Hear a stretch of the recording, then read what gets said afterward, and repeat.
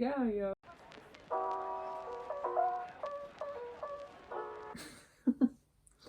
This is wild. Okay, here we go. So, do y'all know that expression, anything worth doing is worth doing poorly? That is 100% the energy I'm attempting to channel into this channel. I'm a massive perfectionist, and I know I'm always going to find something to pick over, and I'm just trying to challenge myself and not to be afraid and to keep doing this anyway. Anything worth doing is worth doing poorly. I'm trying to do it regardless. So here we go. I want to create a playlist called Time Well Spent. Thank you to my dear friend Oni for that idea. I think with this channel, one of the things I want to do is to create a playlist called Time Well Spent, where I'm just going to be talking about books that I enjoyed, and I don't really want them to be reviews so much as just reflections on the writing and, you know, my thoughts. I suppose that is a review, but I'm trying not to psych myself out, and reviews just seem really final. So yeah, all right. Today I want to talk about, it's not one book, but it kind of evolves into two. So today I want to talk about Bitter by Akwaeke Emezi. Akwaeke Emezi is one of my absolute favorite writers of all time. I absolutely devour their work. They have brought me so much like comfort and sense of confidence, and I'm like beyond words when it comes to Akwaeke Emezi's writing. I highly recommend that you check out any of their writing. Akwaeke Emezi is a non-binary trans Nigerian author who lives in America, and their works like Bitter, Pet, Dear Senteran, The Death of Vivek Oji, they're truly just, they're everything to me. I often listen to their work via audiobook, and not only is Akwaeke Emezi a fantastic writer, but also an unbelievable orator. They did the audio production for their own Black Spirit memoir, Dear Senteran, and equally, their prowess is equal in narration and audio narration, so I highly recommend it. So, Bitter by Akwaeke Emezi. A few things first. From what I could find, Bitter, the cover art is by Shauna Golden. Shauna Golden also did the cover work for Pet. Pet was the YA debut for Akwaeke Emezi, and it got the Stonewall book. It was a Stonewall Book Award winner. Bitter is sort of a companion book, or maybe a prequel. I don't want to say prequel, but it's a companion book. It's a story before, and for the audiobook, it was narrated by Bonnie Turpin, who was, again, unparalleled. I have actually, in fact, listened to Pet on audiobook 2 or 3 times. The audiobook production for both of these books is truly, I just truly recommend them. I think it was published by Penguin Random House for America, and then for the UK side of things, it seems it was published by Faber and Faber. So, a few housekeeping. Bitter. So, after a childhood in foster care, Bitter is thrilled to have chosen to attend Eucalyptus, a special school where she can focus on her painting, surrounded by other creative teens. But outside this haven, the streets are filled with protests against the deep injustices that grip the city of Lucille. Bitter's instinct is to stay safe within the walls of Eucalyptus, but her friends aren't willing to settle for a world that's so far away from what they deserve.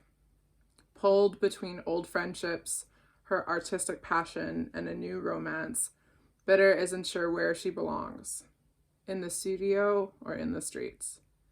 And if she does find a way to help the revolution while being true to who she is, she must also ask at what cost. So Bitter essentially is a book that just, Bitter is the main character, and she is a teen, and she is living at this time of massive civil unrest, and where all of her peers are fighting for revolution. They're fighting for change. They're living in a world where their friends are dying, people are fighting on the front lines, and their friends are dying, and they want to create a better and more equitable world for them, and a future that they believe in and that they have hope for and that they work towards in so many different ways via, food programs and farming and educational programs and looking after young kids and incorporating knowledge from their elders. And Bitter, one of my favorite things about this book is that Bitter just doesn't want to be a part of it. She just wants the peace and calm and the ability to focus on her work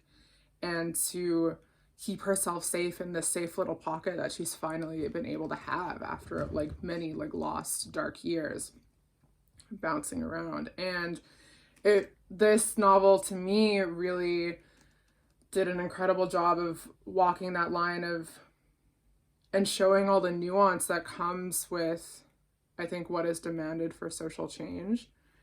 And the nuance of maybe you just don't want to participate in it. Maybe you just want to breathe and to go about your life, and maybe you're barely hanging on and you can't keep up with everything, and you just don't want to be a part of it. And I think it really walked that line of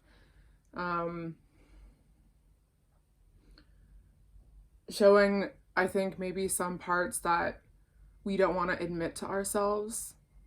And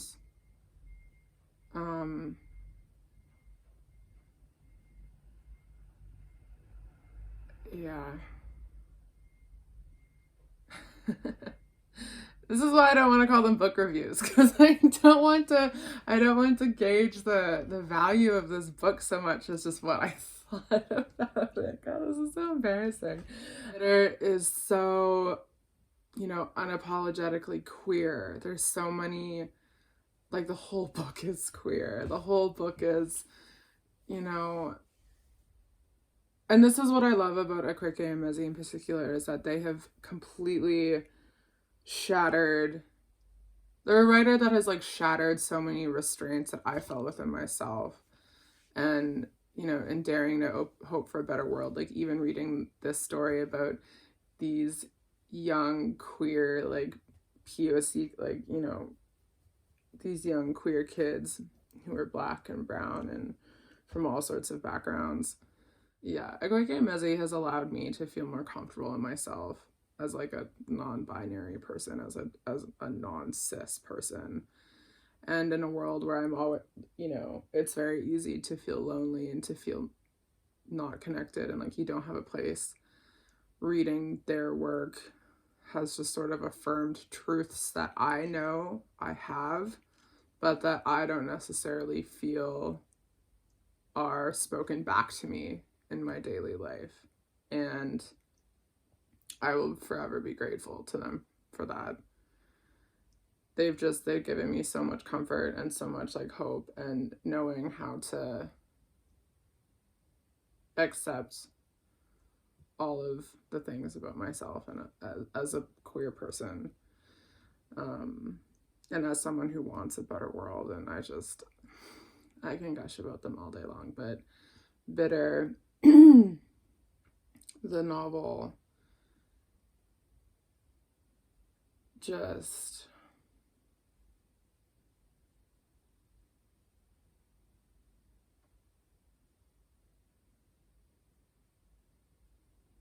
how do we fight for a better world, and what does it cost, and what happens if you're reluctant if you just want the peace. I don't know. They really showed all parts of the revolution, as opposed to only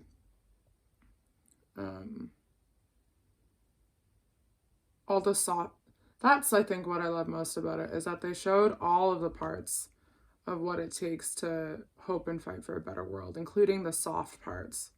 It really showed the whole picture of what, you know, social change and fighting social injustice takes from people and what it demands of people, and what, you know, even if you don't know how to participate in it, doing it in a way that you can and that you can show up. And that also, one thing that I loved about this is that they also highlighted how rest is important and how, you know, you need to avoid burnout, and you need to, like, that the main character herself also was surprised at, being like, oh, you know, it's okay if you leave this organization, it's okay if you want to rest, it's okay if you want to pursue different things. And I love how Akwaeke Emezi highlighted all of those, the different aspects of it, and the importance of rest, and the importance of, you know, fighting how you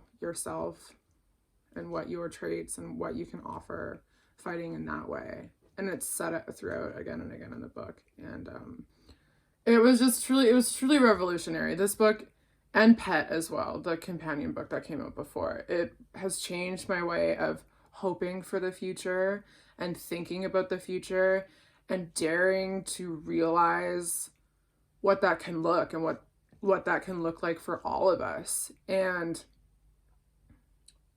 I want to believe that. I want to believe that these things are possible. It's so powerful, and it let me have a way of imagining a better future for, like, what this synopsis does, like, what we deserve.